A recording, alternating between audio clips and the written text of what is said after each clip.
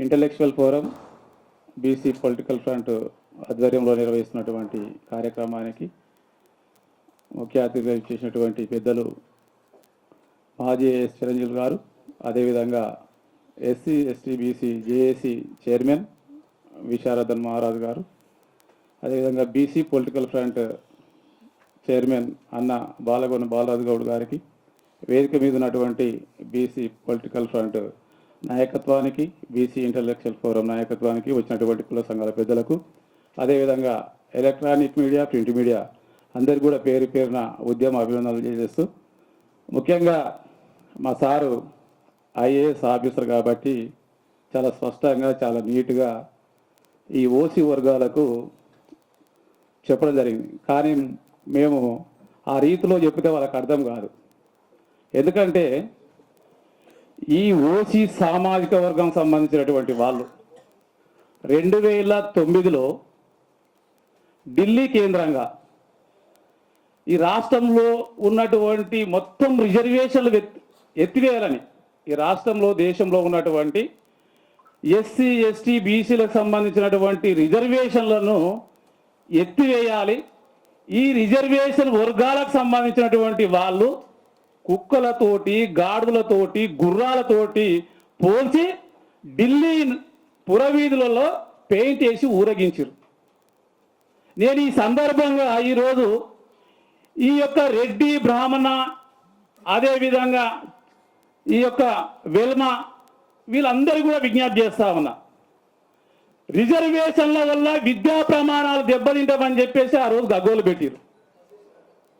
రిజర్వేషన్ల వల్ల మెరిట్ పడిపోతా అని చెప్పేసి గగ్గోలు పెట్టారు ఆ రోజు.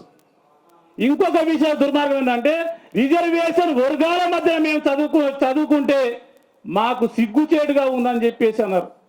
అరే ఓ సన్యాసి దద్దమ్మలారా, మరి ఇలా మీకు రిజర్వేషన్ ఎందుకురా? విద్యా ప్రమాణాలు దెబ్బతింటున్నటువంటి మీరు, మెరిట్ పడిపోతుందని చెప్పినటువంటి మీకు ఇవాళ 10% రిజర్వేషన్ను మరి తీసుకుంటే విద్యా ప్రమాణాలు దెబ్బతింటాయా?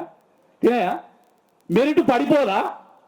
ఎందుకు మరి ఈరోజు ఎస్సీ ఎస్సీ బీసీల యొక్క నోటికాడి ముద్దను ఈరోజు మీకు తినడానికి మీకు సిగ్గు అనిపిస్తలేదా? మెరిట్లో కొట్టుకొని మీకు ఉంది కదా, శక్తి సామర్థ్యాలు ఉన్నాయి కదా, మెరిట్ ద్వారానే ఉద్యోగాలు సాధించండి. అందుకే చెప్తా ఉన్నాం, ఆ రోజు రిజర్వేషన్లు వ్యతిరేకించినటువంటి వర్గాలు ఈ రోజు మాకు 10% రిజర్వేషన్ కావాలని కోరుతా ఉన్నారు. మీరు జనాభాలో ఉన్నదే 4% అని మా సార్ చెప్తా ఉంటే, 4% ఉన్నటువంటి వాడికి 2% రిజర్వేషన్ కావాలి. కానీ ఒకవేళ మరి ఈరోజు 56% ఉన్నటువంటి బీసీలకు మరి 56% రిజర్వేషన్లు సామాజిక న్యాయమే వాళ్ళకిచ్చి మాకు ఇవ్వాలని చెప్పేసి ఎందుకు ఉద్యమం చేయరు? ఈ ఆధిపత్య కులాలకు సంబంధించినటువంటి రాజకీయ పార్టీలో ఉన్నటువంటి ఎమ్మెల్యేలు కానీ, ఎంపీలు కానీ ఎందుకు ఈ సామాజిక న్యాయం పాటించాలి? ఎందుకు మనము సమగ్రంగా ఈ రాష్ట్రంలో కులగణన చేసాం, కులగణన ప్రకారంగానే రిజర్వేషన్లు ఇవ్వాలని ఎందుకు ఆలోచించారు? అదేవిధంగా ఇప్పుడు తొందరపడతా ఉన్నాడు ముఖ్యమంత్రి రేవంత్ రెడ్డి గారు. అరే 52% రిజర్వేషన్లు ఇస్తే దాదాపు 56% అని తెలిస్తే 42% రిజర్వేషన్లు ఇస్తామని చెప్పాము.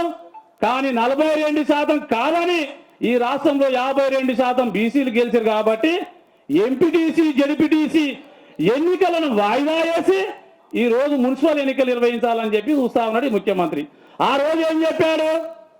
కోర్టుల్లో కేసు ఉంది, ఈ కేసుల ద్వారా పోతే లేట్ అయిపోతుంది, కేంద్రంలో ఉన్నటువంటి మాకు రావాల్సినటువంటి 3,000 కోట్ల రూపాయల నిధులు బంద్ అయిపోతా, 3,000 కోట్ల రూపాయల కోసం పంచాయతీ ఎన్నికలు నిర్వహిస్తా అని చెప్పేసి చెప్పిన రోజు.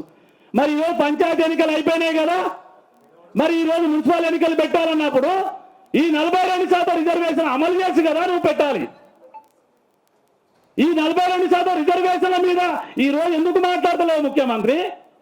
ఆ రోజు ఏమో 3,000 కోట్ల గురించి పంచాయతీ ఎన్నికలు పెట్టావు కదా, మరి ఇలా మున్సిపల్ ఎన్నికలు ఎందుకు పెడతా ఉన్నావు? కాబట్టి చెప్తా ఉన్నాం, మా జనాభా దామాస ప్రకారంగా 56% రిజర్వేషన్లు అమలు చేసిన తర్వాతనే ఈ యొక్క మున్సిపల్ ఎన్నికలు పెట్టాలని చెప్పి కూడా డిమాండ్ చేస్తా ఉన్నాం. లేకపోతే ఏ విధంగా అయితే మాకు 42% ఇస్తాను, 17% ఇస్తే ఆ 17% మీకు ఇచ్చాం. రేపు ఇదే ఒరవడి సాగితే ఎస్సీ ఎస్టీ బీసీలతో కలిపి ఈ రాష్ట్రంలో 90% సీట్లు సాధిస్తాం.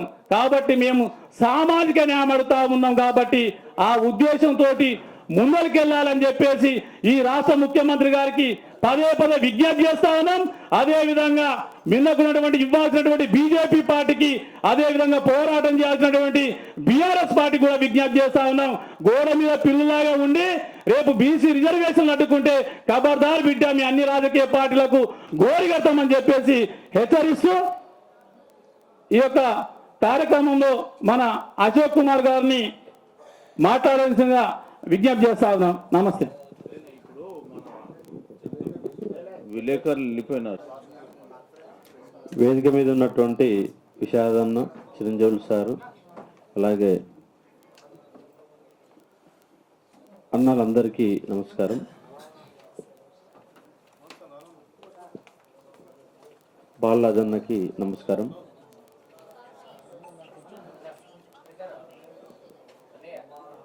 ఇవాళ చిరంజీవులు సారు ఇంతకుముందు ఒక మాట చెప్తూ ఈడబ్ల్యూఎస్ రిజర్వేషన్ పైన సుదీర్ఘంగా మనం చర్చ పెడదాము, దీనివల్ల చాలా అన్యాయం జరుగుతుంది, చాలా క్లియర్ కట్గా చెప్పడం జరిగింది.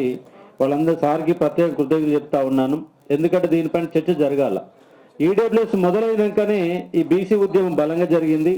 వాస్తవంగా ఇవాళ రిజర్వేషన్ అంటే కేవలం రాజకీయ రిజర్వేషన్ అన్న కోణంలోనే ఉద్యమాలు జరుగుతున్నాయి. కానీ దానికంటే ఎక్కువ బెనిఫిట్ జరిగేది విద్య,